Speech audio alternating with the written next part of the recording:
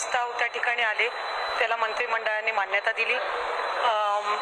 मग त्यात महसूल विभागाचे असतील किंवा नव्याने महाराष्ट्राने आणि महायुतीच्या सरकारने एक निर्णय घेतलेला आहे की आपल्या ज्या महाराष्ट्रातल्या नद्या आहेत या प्रदूषण मुक्त करण्याच्या दृष्टिकोनातून एक चांगल्या पद्धतीचा निर्णय आज मंत्रिमंडळाच्या बैठकीमध्ये घेण्यात आला। खरं तर आज काल 31 मार्च रोजी महिला व बाल विकास विभागाअंतर्गत महायुतीच्या सरकारच्या वतीने जी मुख्यमंत्री माझी लाडकी बहीण योजना सुरू आहे त्याची KYCच्या संदर्भातली मुदत ही काल 31 मार्च रोजी त्या ठिकाणी संपली। पण काही निवेदनं आमच्याकडे प्राप्त झालेली होती, काही त्या संदर्भातल्या KYCच्या संदर्भातल्या काही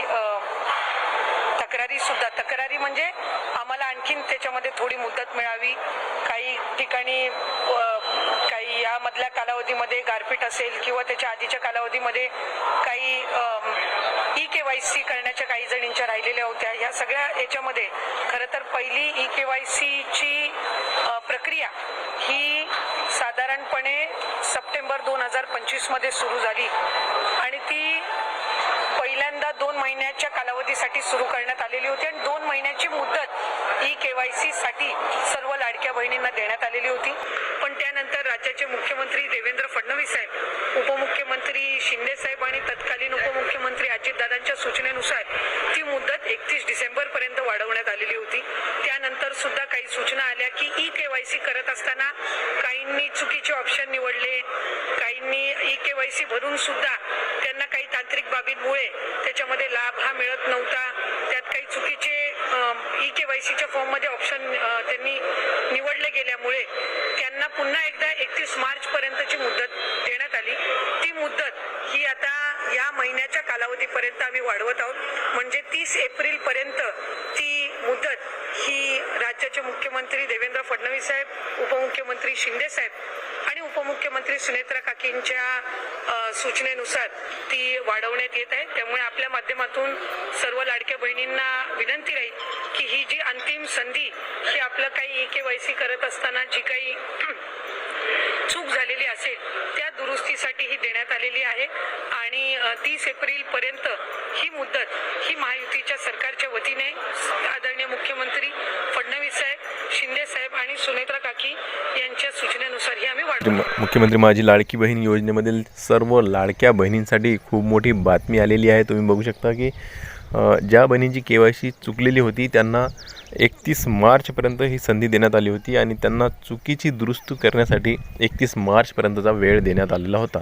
आणि तरी त्यांना असं समजून घ्या की 1.5 महिन्याचा कालावधी या ठिकाणी देण्यात आलेला होता आणि आता पुन्हासुद्धा त्यांना 1 महिन्याची संधी देण्यात आलेली आहे। आदित्य तटकरे यांनी कालच सांगितलेलं आहे की आम्ही पुन्हा ज्यांची KYC चुकलेली आहे त्या बहिणींसाठी पुन्हा संधी देत आहेत आणि त्यांना आता जे काही चुकीची दुरुस्ती करण्याचं त्यांचं राहिलेलं आहे त्यांनी पुन्हा एकदा 30 एप्रिलपर्यंत आपली जी काही चुकीची दुरुस्ती आहे ते करू शकतात आणि आपली KYC करू शकतात। म्हणजे की त्यांना आता असं समजून घ्या की 2.5 महिन्याचा कालावधी त्यांना KYC करण्यासाठी दिलेला आहे, म्हणजेच की चुकीची दुरुस्ती करण्यासाठी दिलेला आहे।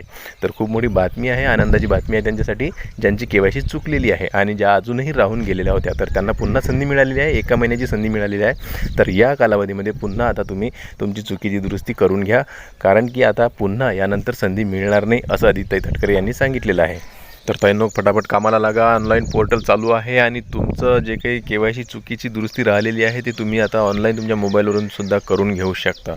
तर लवकरात लवकर जा आणि आपली KYC करून घ्या, अन्यथा तुम्हाला आणखीन जर तुमची KYC राहून गेली तर मग मात्र तुम्हाला या योजनेतून बाद व्हावं लागणार आहे, या योजनेतून तुम्हाला बाद केल्या जाणार आहे।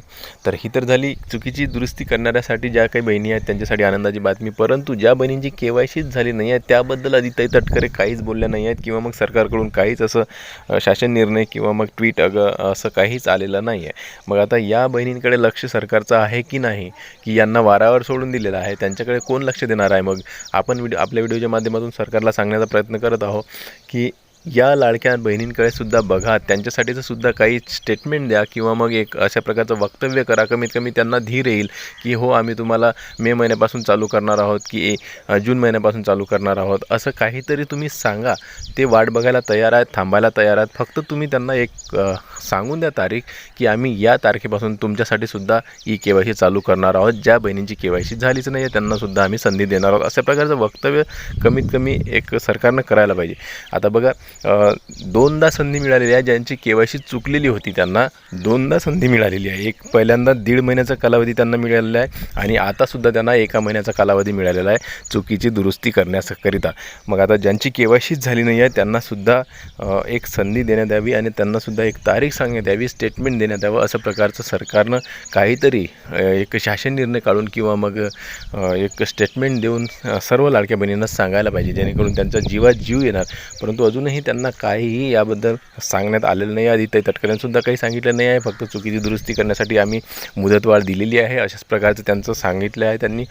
पुन्हा त्यामध्ये काही असं सांगितलं नाही की आम्ही पोर्टलमध्ये बदलाव केला आहे का, किंवा मग बदलाव करून ज्यांची KYC राहून गेलेली आहे, राहिली आहे, ज्यांची KYC झाली नाही आहे त्यांनासुद्धा आता याच वेळेस आपली KYC करता येणार, अशा प्रकारचं काहीही सांगितलं नाही. फक्त त्यांनी असं सांगितलं आहे की चुकीची दुरुस्ती करण्यासाठी आम्ही पुन्हा एकदा संधी दिलेली आहे आणि 1 महिन्याचा कालावधी त्यांना दिलेला आहे. म्हणजेच की आता सध्या तरी चुकीची दुरुस्तीच या ऑनलाईन पोर्टलवर होणार आहे. ज्यांची KYC झालीच नाही आहे त्यांना अजूनही यामध्ये आपली KYC करता येणार नाही असं वाटत आहे. तरी तुम्ही एकदा ट्राय करा आणि तुम्हाला जर त्यामध्ये तुमची KYC जर होत असेल तर खूप चांगली गोष्ट आहे, नाहीतर मग तुम्हाला आणखीन थोडं थांबावं लागणार आहे. तर ताईंनो, तुम्ही माझे सर्व व्हिडिओ बघत असाल तर काल परवा मी एक व्हिडिओ टाकला आहे. त्यामध्ये सांगितलेलं आहे की जी महिला व बालविकास जे कार्यालय आहे जिल्हा स्तरावरील, त्या कार्यालयामध्ये जाऊन मी चौकशी केली असता मला असं सांगण्यात आलं होतं की एप्रिल महिन्यापासून ज्यांची KYC झाली नाही आहे त्यांच्यासाठी जो ऑप्शन येऊ शकते आणि होऊ शकते की त्यामध्ये पोर्टलमध्ये बदलाव करून त्यांनासुद्धा संधी मिळू शकते. परंतु इथं आता आदित्य तटकरे यांनी हे सांगितलेलं आहे की ज्या बहिणींची KYC चुकलेली आहे त्यांनाच पुन्हा संधी मिळालेली आहे. मग आता या पोर्टलमध्ये काही बदलाव करण्यात आले आहेत का, ज्यांची KYC झालीच नाही आहे त्यांनासुद्धा यामध्ये आता आपली KYC करता येणार आहे का, हे आता तुम्हाला चेक करायचं आहे. ज्यांची KYC झाली नाही त्या बहिणींनी एकदा पुन्हा या पोर्टलवर जायचं आहे आणि आपली KYC करून बघायचं आहे. जर त्यामध्ये बदलाव करण्यात आले असतील तर मग मात्र तुमचीसुद्धा KYC हातोहात होणार आहे असं वाटत आहे. परंतु जर आदित्य तटकरे यांनी ज्याप्रमाणे सांगितलं आहे त्याप्रमाणे जर फक्त आणि फक्त ज्यांची KYC चुकलेली होती त्यांचीच दुरुस्ती जर त्या पोर्टलवर होत असेल तर मग मात्र तुमची KYC होणार नाही. तुम्हाला फक्त थोडा वेळ द्यावा लागणार आहे. म्हणजेच की तुम्हाला काही वेळ वाट बघावी लागणार आहे. म्हणजेच की तुम्हाला आणखीन 1 महिन्याचा वाट इथं बघावी लागणार आहे. कारण की आता 1 महिन्यानंतरच तुमच्यासाठी जे काही ऑप्शन आहे ते खोलणार आहे, त्यामध्ये बदलाव होणार आहे. ऑनलाईन पोर्टल तुम्हाला 1 महिन्यानंतरच चालू होणार आहे. तर व्हिडिओ आवडल्यास टेक्निकल मराठाजी या चॅनलला नक्की सबस्क्राईब करा. मी देवानंद गव्हांदे. भेटूया पुन्हा नवीन एका व्हिडिओमध्ये. तोपर्यंत जय महाराष्ट्र.